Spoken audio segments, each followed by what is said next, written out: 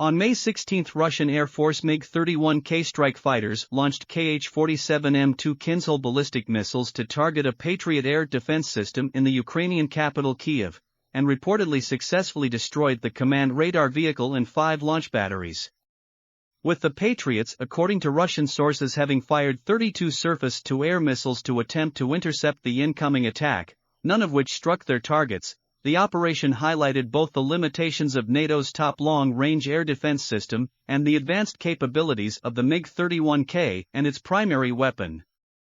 Entering service from late 2017, the MiG-31K quickly saw numbers in service expand, with over 30 thought to currently be operational, although some estimates place numbers at over 40, but leverage Russia's very large stocks of hundreds of Soviet-built MiG-31 airframes which were quickly placed in reserve after the end of the Cold War.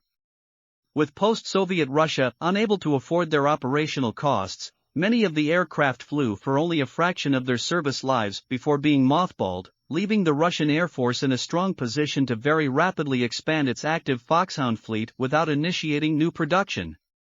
The MiG-31 Burmese Chots have joined a fleet of over 100 MiG-31 BSM interceptors in service, with these variants designed for air-to-air combat at very long ranges and carrying oversized air-to-air missiles such as the AR-37M, with a long range and massive missile carrying capacity to accommodate the world's largest air-to-air missiles, and is currently the heaviest aircraft in the world fielded in an air-to-air combat role. The class radar, the Zulsan-M, are also by far the largest in the world, built for air-to-air combat, several times as large as those on widely used Western fighters such as the F-16.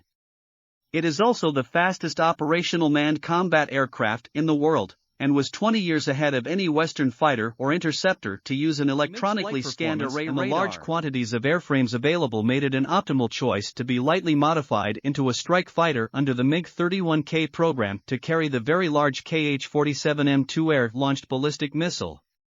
Indeed, as early as the 1980s, the MiG-31's potential for carrying particularly large munitions was recognized, which, when paired with its very high altitude ceiling, made it an optimal candidate to be developed into an anti-satellite warfare aircraft under the MiG-31D program. The Foxhound is also expected to receive new classes of air-to-surface missile in future to complement the Kinzhal, including an air-launched variant of the Zikron hypersonic cruise missile, the original, which began to be fielded by the Russian Navy in 2019. The Kh-47M2 ballistic missile was not developed as a clean sheet design and instead represents an air-launched derivative of the 9M723 ballistic missile from the Russian Iskander-M system, which first entered service 2006. As an air-launched missile, the Kinzhal benefited from a much longer range, but many aspects of its flight performance remain similar to those of the original missile.